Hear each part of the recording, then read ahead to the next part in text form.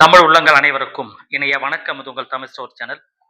ரொம்ப ஒரு முக்கியமான விஷயம் என்ன அப்படின்னா, சென்டெக் புதுச்சேரியில எம்பிபிஎஸ் அண்ட் பிடிஎஸ்க்குரிய அப்ளிகேஷன் ஓப்பன் ஆயிருக்கு. ரெஜிஸ்ட்ரேஷன் பண்றவங்க இப்ப தாராளமா பண்ணலாம். இதற்கு வந்து டைம் லிமிட் இருக்கு. டீட்டெயிலா இந்த வீடியோல நான் உங்களுக்கு சொல்றேன். லாஸ்ட் டேட்ல இருந்து எப்படி அப்படின்றது. கூடவே வந்து ரொம்ப முக்கியமா இந்த வீடியோல பார்க்க போறதே டெமோ. அதாவது எப்படி நம்ம ரிஜிஸ்டர் பண்றது? ஹவ் டூ அப்ளை அப்படின்றதையும் நம்ம பார்க்கணும். எப்படிலாம் ரிஜிஸ்டர் பண்ணணும்? டாக்குமெண்ட்லாம் என்னென்னலாம் தேவைப்படும்? சின்ன சின்ன விஷயங்களுமே உங்களுக்கு லைவ் டெமோவா நான் வந்து எக்ஸ்பிளைன் பண்ணியிருக்கேன். இந்த வீடியோவ தவறாம எண்டு வரைக்கும் பாருங்க. மேபி இந்த வீடியோ கொஞ்சம் பெருசா இருந்தாலும், கொஞ்சம் நீங்க நிதானமா, பொறுமையா நீங்க பாருங்க. இத பார்த்து முடிச்சுட்டு, அதுக்கப்புறமா நீங்க அப்ளிகேஷன் அப்ளை பண்ணும்பொழுது, எந்தெந்த ஸ்டெப்ல என்னென்னலாம் பண்ணணும்?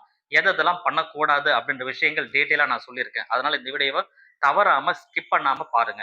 பார்த்து முடிச்சுட்டு, இந்த வீடியோ உங்க ஃபிரெண்ட்ஸுக்கும் ஷேர் பண்ணுங்க. உங்கள மாரி மேபி யாராவது தெரியாம இருந்தா அவங்களுமே இத பத்தி தெரிஞ்சுக்கட்டும். இப்ப எப்படி நம்ம அப்ளை பண்றதுன்றத லைவ் டெமோவ டீட்டெயிலா நாம இப்ப பார்க்கலாம். கவர்ன்மெண்ட் ஆஃப் புதுச்சேரியில சென்ட்ரலைஸ்டு அட்மிஷன் கமிட்டி சென்டாக் உடைய 2026, 27க்குரிய காமன் ஆன்லைன் போர்ட்டல், அதாவது நீட்டுக்கு வந்து ஓப்பன் ஆயிடுச்சு. இது வந்து எப்படி நம்ம அப்ளை பண்றது? அப்படின்னு தான் நான் ஏற்கனவே சொன்ன மாரி டீட்டெயிலா இந்த வீடியோல நம்ம பார்க்க போறோம். ஃபர்ஸ்ட் வந்து MBBS and BDS, BAMS, BVSc இவங்க எல்லாத்துக்குமே தான் வந்து இப்போ அப்ளிகேஷன் ஆனது ஓப்பன் ஆகிருக்கு. இந்த பிவிஎஸ்சியை பொறுத்த வரைக்கும் அதர் ஸ்டேட் மாணவர்கள் வந்து இங்கே படிக்கிறதுக்கு நீட் அவசியம். பாண்டிச்சேரி மாணவர்களுக்கு நீட் தேவையில்ல. அவங்க வந்து பாண்டிச்சேரி மாணவர்கள் பிவிஎஸ்சி படிக்கணும்னா இதில் அப்ளை பண்ண வேண்டிய அவசியம் கிடையாது. அதை நான் நீட்லேயே அப்ளை பண்ணியிருப்பீங்க. சரி, ஃபர்ஸ்ட் வந்து நீங்கள் சென்டாக்கோட வெப்சைட்டில் உள்ளே போயிடுங்க. உள்ளே போனதுக்கப்புறம் கொஞ்சம் ஸ்க்ரோல் பண்ணீங்கன்னா இந்த பேஜ் இருக்கும். இந்த பேஜில் யூஜி நீட் அப்படின்ற விசிட் டேஷ்போர்டை வந்து நீங்கள் கிளிக் பண்ணணும். விசிட் டேஷ்போர்டை கிளிக் பண்ணுறீங்க. எப்படி ரெஜிஸ்டர் பண்ணுறது அப்படின்னு டீட்டெயிலாக ஸ்டெப்பாக நான் சொல்லிட்டு இருக்கேன். கவனமாக இந்த வீடியோவை பாருங்கள். ஃபர்ஸ்ட் இதில் வந்து பார்த்தீங்கன்னா, இந்த கிரீன் கலரில் டெக்ஸ்ட்லாம் இருக்கு இல்லையா? இதில் எல்லா டீட்டெயிலுமே கொடுத்துருப்பாங்க. இன்ஃபர்மேஷன் ப்ரௌச்சர் வந்திருக்கும்.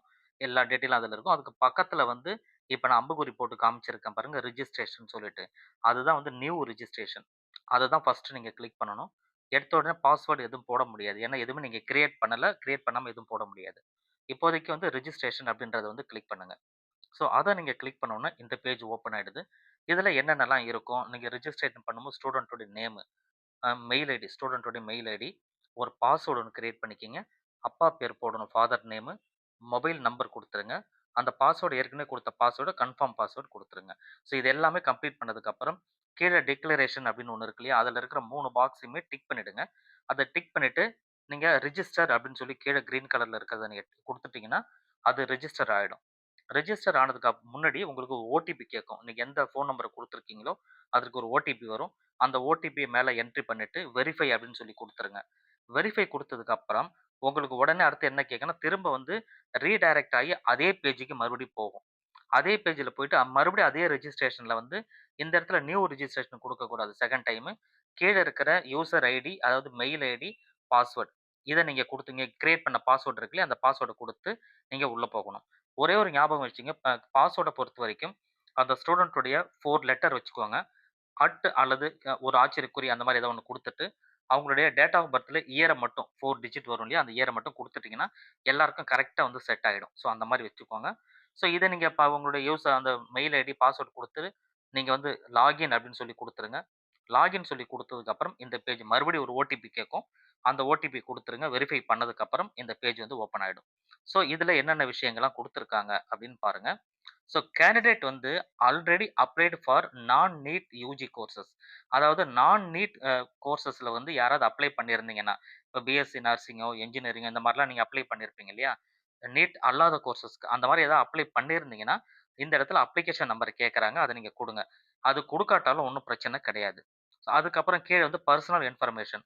இதுல கேண்டிடேட்டோட பேர் ஆல்ரெடி இருக்கும். மதர்ஸ் பேரு ஆல்ரெடி இருக்கும். அத பத்தி நீங்க வொரி பண்ண தேவையில்ல. ஃபாதர் நேம் ஆல்ரெடி இருக்கும்.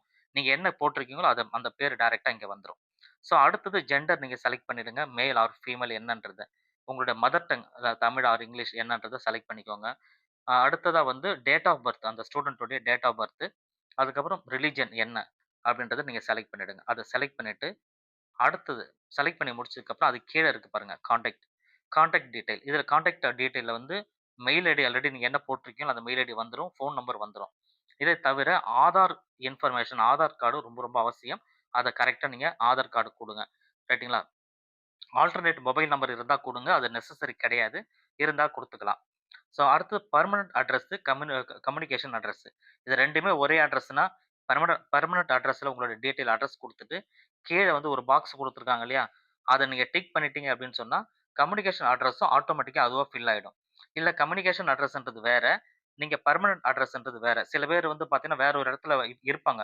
குடுத்தனம் இருக்கிறது வேற ஒரு இடத்துல இருப்பாங்க. பெர்மனன்ட் அட்ரஸ்ன்றது வேற ஒரு ஊர்ல கூட இருக்கலாம். அப்படின்னா தவறு கிடையாது. அந்த ஊரோட அட்ரஸ போட்டுட்டு, கம்யூனிகேஷன் அட்ரஸ் நீங்க எங்க இருக்கிறீங்களோ அத போட்டுக்கங்க. தப்பு கிடையாது. அப்புறம் 2த்தோட பின்கோடுமே போடணும். பெர்மனன்ட் அட்ரஸோட பின்கோடு, கம்யூனிகேஷன் அட்ரஸோட பின்கோடு.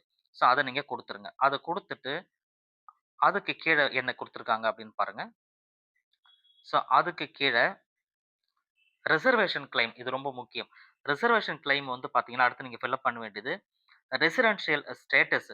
நீங்க புதுச்சேரியா? அதர் ஸ்டேட் ஸ்டூடெண்ட்டா? என்ஆர்ஐ ஸ்டூடெண்ட்டா? அல்லது ஃபாரின் நேஷனலா? ஓசிஐயா? ஸோ இது என்னன்றத இந்த இடத்துல நீங்க டிக் பண்ணுங்க. இப்ப நான் வந்து பார்த்தீங்கன்னா, புதுச்சேரின்றத டிக் பண்ணிட்டு தான் இந்த வீடியோ நான் சொல்லிட்டு இருக்கேன். நீங்க சப்போஸ் தமிழ்நாட்டிலருந்து பார்க்குறீங்கன்னா, அதர் ஸ்டேட் அப்படின்றத கிளிக் பண்ணுங்க. அதுக்கப்புறம் அதில எந்த ஸ்டேட்ன்னு சொல்லி ஆப்ஷன் கேட்டதுன்னா, அத நீங்க தமிழ்நாடு அப்படின்னு சொல்லி செலக்ட் பண்ணிக்கோங்க. சரிங்களா? அதர் ஸ்டேட் ஸ்டூடெண்ட் மேனேஜ்மென்ட் கோட்டால தான் உள்ள வர முடியும். அத ஞாபகம் வச்சுக்கோங்க.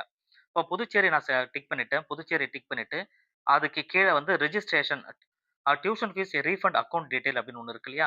இத கம்பல்சரி எல்லாருமே குடுக்கணும். இந்த அக்கவுண்ட் டீட்டெயில் எதுக்காக கேட்கறாங்க அப்படின்னா, நம்ம வந்து ஒரு செக்யூரிட்டி டெபாசிட் கட்டுவோம். சம் அமௌண்ட்க்கு பே பண்ணுவோம் இல்லையா? நீங்க வந்து கவுன்சிலிங் டைம்ல அமௌண்ட் நம்ம பே பண்ணுவோம். அந்த அமௌண்ட் இன் கேஸ் உங்களுக்கு சீட்டே கிடைக்கல அப்படின்னு சொன்னா, அந்த அமௌண்ட் திரும்ப வந்து ரீஃபண்ட் பண்ணுவாங்க. அந்த ரீஃபண்ட் பண்ற அமௌண்ட் உங்க எந்த அக்கவுண்ட்க்கு வரணும்ன்றத முன்கூட்டி இந்த இடத்துல நீங்க குடுத்துடணும். ஸோ அதுதான் கரெக்ட்டா அந்த இடத்துல குடுத்துருக்காங்க. அது எல்லாருமே உங்களுடைய பேங்க் பேங்க் நேம் எந்த பேங்க், பெனிஃபிட்டரி யாரு, அவங்களோட பேர் என்ன, பெனிஃபிட்டரி நேம் என்ன, ஐஎஃப்எஸ்சி கோடு, அக்கவுண்ட் நம்பர் எல்லாத்தையும் டீட்டெயில் இந்த இடத்துல ஃபில் பண்ணிடுங்க. ஃபில் பண்ணி நீங்க ஃபில் பண்ணதுக்கு அப்புறமா, நீங்க சேவ் அண்ட் கன்டின்யூ அப்படின்னு சொல்லி குடுக்கலாம். ஸோ இந்த இடத்துல ஒரு நோட் ஒண்ணு குடுத்துருக்காங்க. அது ஏற்கனவே இருக்கிறது தான் அது. என்ன அப்படின்னா, all Puducherry residents should be submit affidavit not claiming dual residence அப்படின்னு இருக்கு. இத பத்தி நான் பின்னாடி உங்களுக்கு சொல்றேன். ஸோ புதுச்சேரி சேர்ந்த மாணவர்கள் வந்து கண்டிப்பா அஃபிடேவிட் ஒண்ணு குடுக்கணும். அத பத்தி கடைசியா டாக்குமெண்ட் அப்லோட் பண்ற இடத்துல அத பத்தி நான் உங்ககிட்ட சொல்றேன். ஸோ அடுத்து சேவ் அண்ட் கன்டின்யூ அப்படின்னு சொல்லி குடுத்துருங்க. அடுத்தது வந்து அப்ளைடு கோட்டா. ஸோ நீங்க வந்து கவர்ன்மென்ட் கோட்டாக்கு அப்ளை பண்ண போறீங்களா? கவர்ன்மென்ட் அண்ட் மேனேஜ்மென்ட் கோட்டாக்கு அப்ளை பண்ண போறீங்களா? இந்த செல்ஃப் சப்போர்ட்டிங்ன்றது என்னன்னா மேனேஜ்மென்ட் கோட்டா தான். வேற ஒண்ணும் இல்ல. அதர் ஸ்டேட் ஸ்டூடண்ட் எல்லாருமே வந்து அந்த மேனேஜ்மென்ட் கோட்டா தான் உள்ள வர முடியும். பாண்டிச்சேரி ஸ்டூடண்ட் கவர்ன்மென்ட் கோட்டா மட்டும் டிக் பண்ணிக்கங்க. நீங்க பாண்டிச்சேரி ஸ்டூடண்ட்டா இருக்கிற பட்சத்தில, நீங்க 2த்துக்குமே டிக் பண்ண முடியும். கவர்ன்மென்ட் கோட்டா அண்ட் மேனேஜ்மென்ட் கோட்டாவும் பண்ணலாம். அல்லது கவர்ன்மென்ட் கோட்டா மட்டுமே கூட பண்ணலாம் பாண்டிச்சேரி ஸ்டூடண்ட். அதனால எத வேணுமோ அத நீங்க டிக் பண்ணிடுங்க. நீங்க கவர்ன்மென்ட் கோட்டாவ டிக் பண்ணிட்டு, உங்க கேட்டகரிக்கு தகுந்த மாரி ஃபீஸ் மாறும். எஸ்சி, எஸ்ஏவா இருந்தீங்க அப்படின்னு சொன்னா, எஸ்சி, எஸ்ஏ, எஸ்டியா இருந்தீங்கன்னா ரூ. 500 பே பண்ணணும். கவர்ன்மென்ட் கோட்டாவா இருக்கிற பட்சத்தில. அதுவே வந்து நீங்க அதர்ஸா இருந்தீங்கன்னா, நீங்க ரூ. 1000 பே பண்ணுவீங்க கவர்ன்மென்ட் கோட்டாக்கு. அதுவே கவர்ன்மென்ட் அண்ட் மேனேஜ்மென்ட் கோட்டான்னு நீங்க டிக் பண்ணிட்டீங்கன்னா, 2000 பே பண்ற மாரி வரும். அத நான் பின்னாடி உங்களுக்கு சொல்றேன். சரி. இப்ப வந்து கவர்ன்மென்ட் கோட்டா அப்படின்னு நான் எடுத்துக்கிட்டு உள்ள போறீங்க அப்படின்னு சொன்னா, ஸோ இந்த இடத்துல வந்து நீட் இன்ஃபர்மேஷன் உங்களோட அப்ளிகேஷன் நம்பர் நீட் எழுதுனீங்க இல்லையா? அதனோட அப்ளிகேஷன் நம்பர், உங்க நீட்டோட ரோல் நம்பர், அதுக்கப்புறம் வந்து உங்களுடைய ஸ்கோர் கார்ட் உங்க ரிசல்ட் வந்தது இல்லையா? அதனுடைய ஸ்கோர் கார்ட் இது எல்லாமே பிடிஎஃப்பா எடுத்து வைக்கணும். எடுத்து வச்சுட்டு உங்க மார்க் என்னன்றது அதெல்லாம் என்ட்ரி பண்ணணும் இந்த இடத்துல. பிடிஎஃப்பாவும் தனியா வச்சுக்கோங்க. அத அப்லோட் பண்றதுக்கு தேவைப்படும். அடுத்ததா பக்கத்துல இருக்கிறது என்ன? எ ய எந்த இயர்ல நீங்க பாஸ் பண்ணீங்க நீட். அது ஆல்ரெடி டிஃபால்ட்டா வந்துரும். ஸோ உங்களுடைய ஆல் இண்டியா ரேங்க் உங்க ஸ்கோர் கார்ட்ல ஆல் இண்டியா ரேங்க் குடுத்திருப்பாங்க. அந்த ஆல் இண்டியா ரேங்க் என்னன்றத அங்க என்டர் பண்ணிடுங்க. அப்புறம் மினிமம் மார்க் எவ்வளோ? மேக்ஸிமம் மார்க் அவங்க 720ன்னு அவங்களே குடுத்திருப்பாங்க. அத நீங்க ஒண்ணுமே செய்ய தேவையில்ல. நெக்ஸ்ட் கா பிளஸ் 2 உடைய இன்ஃபர்மேஷன். உங்களுடைய ஸ்கூல்ல படிக்கிறீங்க இல்லையா? HSC board. அது எந்த போர்ட்ல படிச்சீங்களே, அதாவது நீங்க வந்து சிபிஎஸ்சில படிச்சீங்களா? அல்லது ஸ்டேட் போர்ட்ல படிச்சீங்களா? அப்படின்ற அந்த போர்ட ஃபர்ஸ்ட் செலக்ட் பண்ணிடுங்க. அதுக்கப்புறம் உங்க மார்க் ஷீட்ல இருக்கிற ரெஜிஸ்ட்ரேஷன் நம்பர் அத என்ட்ரி பண்ணணும். Result pass or fail. பாஸா இருந்தா தான் இங்க பண்ண முடியும். ஆனா பாஸ்ன்னு சொல்லி குடுத்துருங்க. அதுக்கப்புறம் வந்து உங்களுடைய எந்த ஸ்ட்ரீம்ல படிச்சீங்க? வொகேஷனலா, அகாடமிக் அதாவது வொகேஷனல்ல படிச்சீங்களா? எதுல படிச்சீங்கன்றத அத நீங்க செலக்ட் பண்ணிட்டு, அந்த உங்களுடைய ஸ்ட்ரீம் எந்த ஸ்ட்ரீம்ன்றத செலக்ட் பண்ணிடுங்க. தென் வந்து நம்பர் ஆஃப் அட்டெம்ப்ட் நீங்க 1ன்னா 1, 2ன்னா 2 அந்த மாரி குடுத்துருங்க. அது என்னன்னா, நீங்க ஏற்கனவே ஃபெயில் ஆகி திரும்ப படிச்சீங்கன்னா 2 இல்லன்னா 1 அப்படின்னு சொல்லி குடுத்துருங்க. அப்பர் ஐடிய பொறுத்தவரைக்கும் நெசசரி இல்ல. பட் இருந்தா குடுக்கலாம். தப்பு கிடையாது. அடுத்தது அகாடமிக் இன்ஃபர்மேஷன். இதுல வந்து பார்த்தீங்கன்னா, 10த் 8த் 9த் 10த் 11த் 12த் இது எல்லாமே எந்தெந்த ஸ்கூல்ல படிச்சீங்கன்ற இன்ஃபர்மேஷன 12த் எங்க படிச்சீங்க? 11த் எங்க படிச்சீங்க? 10த் எங்க படிச்சீங்க? ஸ்கூல் நேம் கேட்டிருக்காங்க. அந்த ஸ்கூல் நேம் ஃபுல்லா ஃபில் பண்ணுங்க. வேற வேற ஸ்கூலா இருந்தாலும், அந்த வேற வேற ஸ்கூல் பேர போடுங்க. அந்த உங்க ஸ்கூல் வந்து பிரைவேட் ஸ்கூலா, கவர்ன்மென்ட் எய்டடா, கவர்ன்மென்ட் ஸ்கூலா அப்படின்றத மேனேஜ்மென்ட் டைப் அப்படின்ற இடத்துல ஃபில் பண்ணிடுங்க. எந்த இயர்ல நீங்க பாஸ் பண்ணீங்க? ஒரு வருஷமும் எந்த இயர்ல நீங்க பாஸ் பண்ணீங்க அப்படின்றதையும் அந்த இடத்துல டீட்டெயில் எல்லாமே குடுத்துருங்க. அடுத்தது அதுக்கு கீழ வந்து special 10% government schools quota reservation ஒண்ணு இருக்கு இல்லையா? இத கவர்ன்மென்ட் ஸ்கூல்ல மட்டுமே நீங்க 1 ஸ்டாண்டர்ட்ல இருந்து 12த் வரைக்கும் கவர்ன்மென்ட் ஸ்கூல்லே படித்த மாணவர்களுக்கு 10% இடஒதுக்கீடு குடுக்குறாங்க புதுச்சேரியில. அந்த இடஒதுக்கீடு உங்களுக்கு வேணும்னு சொன்னா, நீங்க இந்த இடத்துல எஸ் அப்படின்னு சொல்லி குடுக்கணும். ரைட்டுங்களா? அப்படின்னா எல்லாமே நீங்க கவர்ன்மென்ட் ஸ்கூல்ல தான் படிச்சிருக்கணும். அதாவது 1லிருந்து 12வது வரைக்கும். ஆனா தமிழ்நாட்டுல பொறுத்தவரைக்கும் 6லிருந்து 12. ஆனா பாண்டிச்சேரிய பொறுத்தவரைக்கும் 1லிருந்து 12. ஸோ இது தேவைன்னா டிக் பண்ணிட்டு, நீங்க சேவ் அண்ட் கன்டின்யூ அப்படின்னு சொல்லி குடுத்துருங்க. Next subject name. நீங்க +2 உடைய மார்க் என்டர் பண்ணீங்க இல்லையா? அதுல வந்து ஒரு லாங்குவேஜ் என்ன? ஃபர்ஸ்ட் லாங்குவேஜ் 1 என்ன? இங்கிலீஷ். லாங்குவேஜ் 2 வந்து தமிழா? தமிழ் அப்படின்னு செலக்ட் பண்ணிக்கங்க. இதுல வந்து எவ்வளோ மார்க் நீங்க எடுத்திருக்கீங்க? மார்க் ஸ்கோர்டு அப்படின்ற இடத்துல எவ்வளோ மார்க் எடுத்திருக்கீங்க அப்படின்னு எழுதுங்க. மேக்ஸிமம் மார்க்ன்ற இடத்துல அவங்க 100, 200, 150ன்னு குடுத்துருக்காங்க இல்லையா? அந்த இடத்துல உங்களுக்கு 100க்கு நீங்க எவ்வளோ எடுத்தீங்கன்னு தான் போடப் போறீங்க. அப்ப மேக்ஸிமம் மார்க்ன்ற இடத்துல 100ஆ, 200ஆ அப்படின்றத எழுதிருங்க.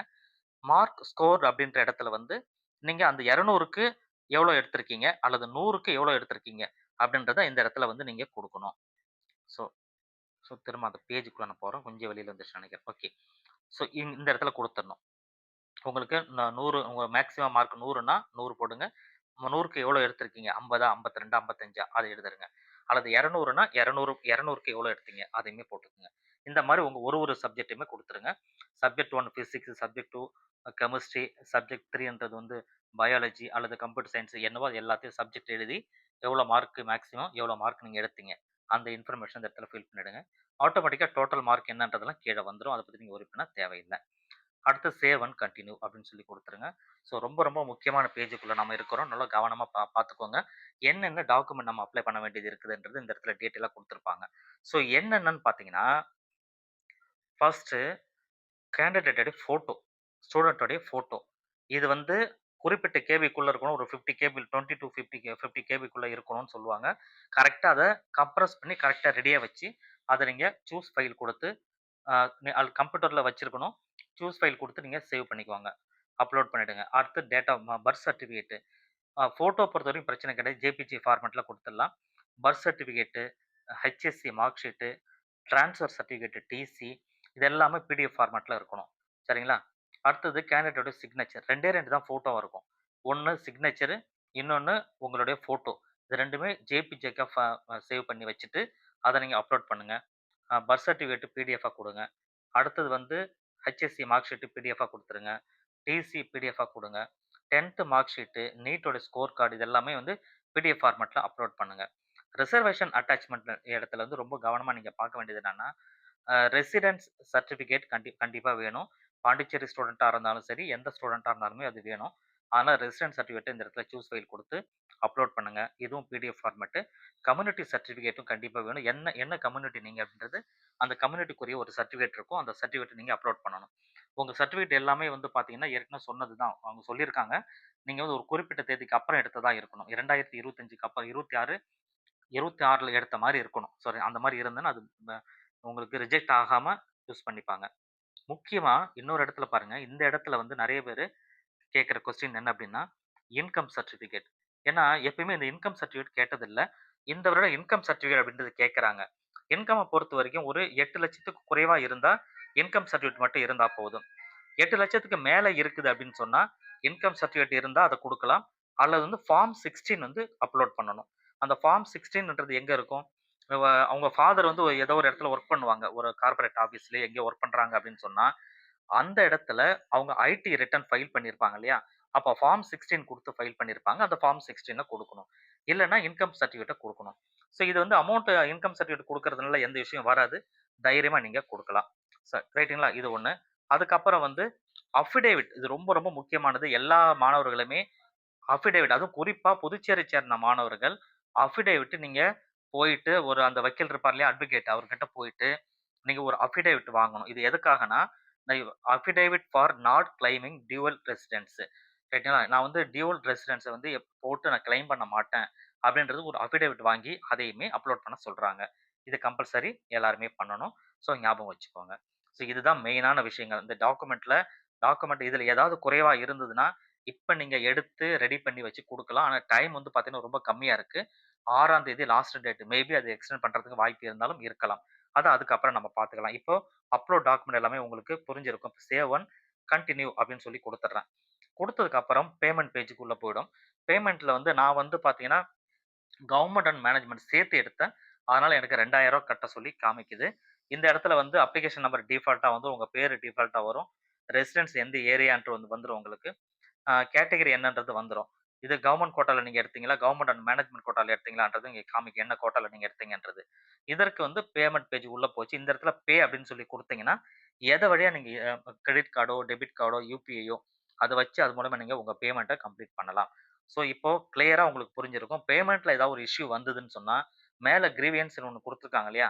அந்த கிரீவியன்ஸ் குடுத்துட்டு உங்க பேமெண்ட்ல என்ன இஷ்யூ வந்ததுன்னு அந்த இடத்துல நீங்க சப்மிட் பண்ற மாரி இருக்கும். ஸோ அதனால இத பத்தி வொரி பண்ணாதீங்க. எந்த சந்தேகம் இருந்தாலும் இந்த வீடியோட கமெண்ட்ல நீங்க சொல்லுங்க.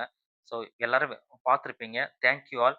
இதுல ஏதாவது சந்தேகங்கள் இருந்ததுன்னா, தயங்காம கமெண்ட் செக்ஷன்ல நீங்க கேளுங்க. Thank you.